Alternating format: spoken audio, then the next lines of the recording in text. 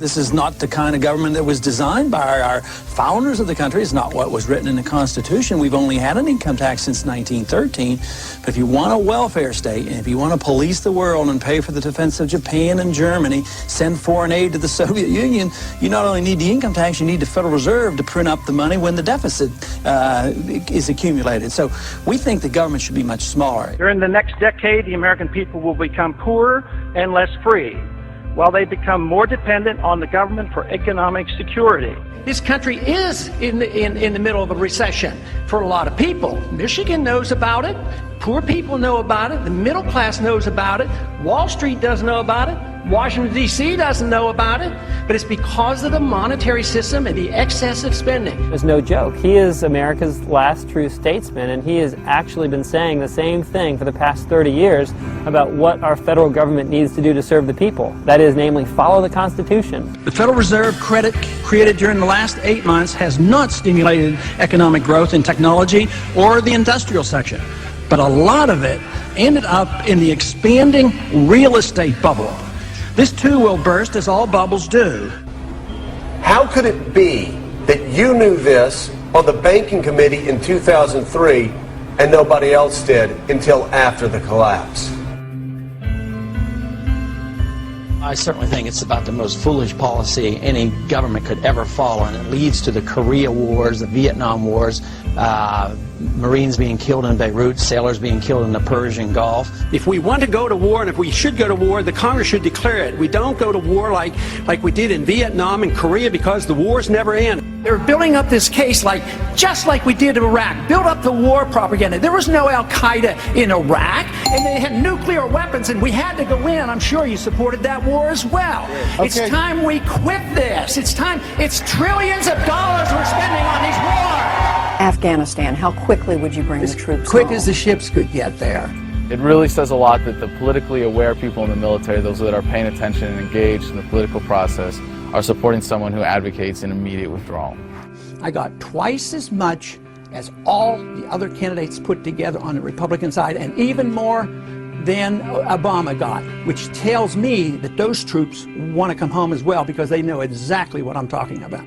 My name is Eric Knowles. I'm an Air Force veteran. My name is Jonathan Schaefer.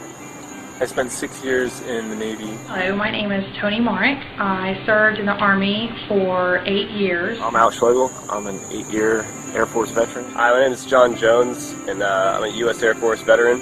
I have a cousin who's in the Marine Corps. He spent 18 months over in Iraq. A war based on a lie. There's great reason to have hope for Ron Paul's candidacy, as he's the only veteran in the Republican primary right now.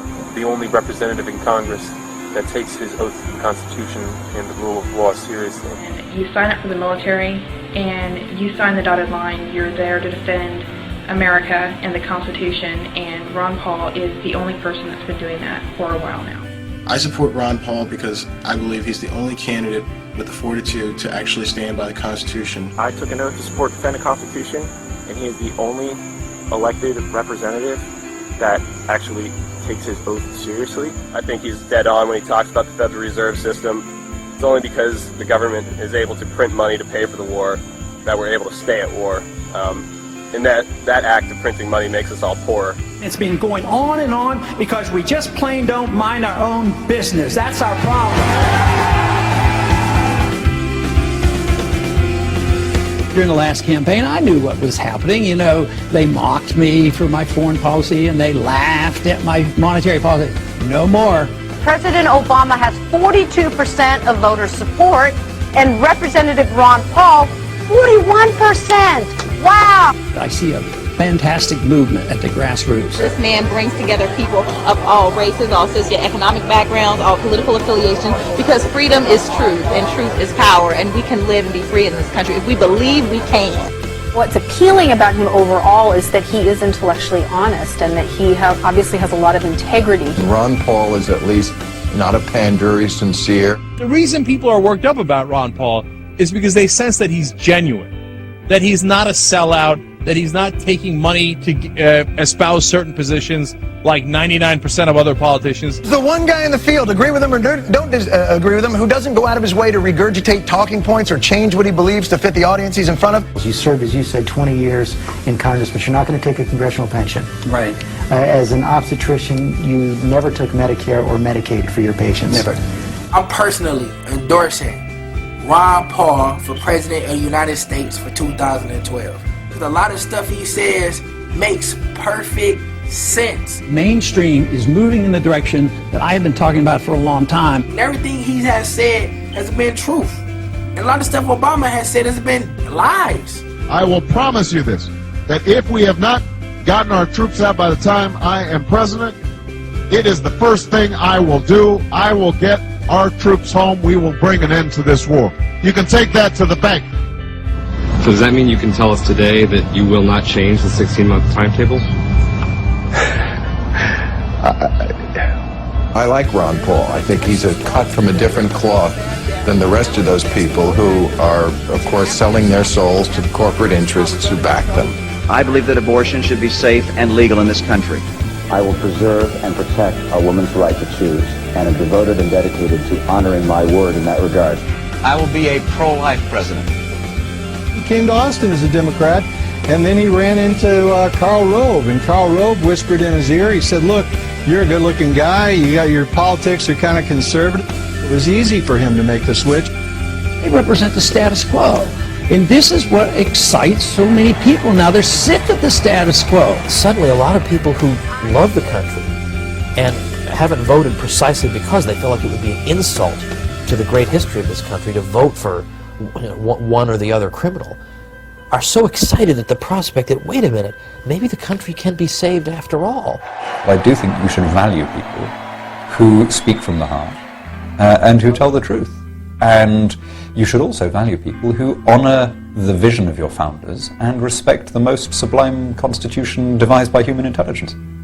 We want an America full of principled people. Not people who say one thing and do something else.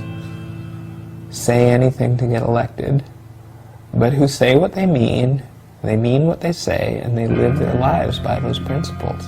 Ron Paul has been consistent for more than 30 years, and he's been absolutely right about the most important issues facing this country today, which means that when he's elected, we can trust that he'll actually do what he says he's going to do, and that what he does is actually going to work. This country is in a revolution. They're sick and tired of what they're getting, and I happen to be lucky enough to be part of it. Don't get involved in these wars. Just bring our troops home.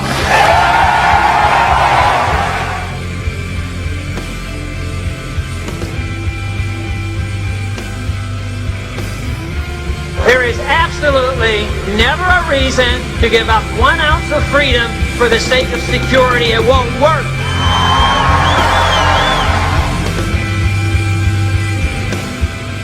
There is no authority in the Constitution authorizing a central bank, which means there should be no Federal Reserve System.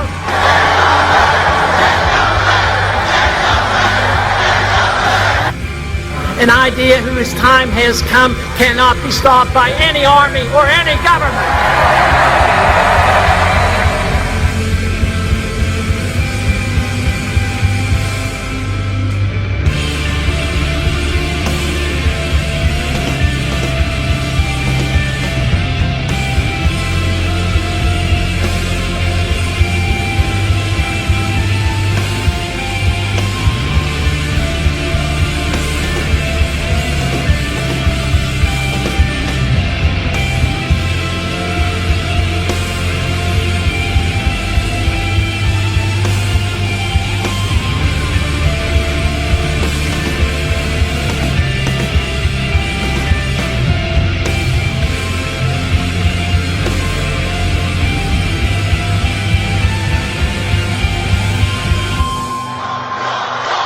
I've been in politics for 35 years. My cause has been the cause of liberty.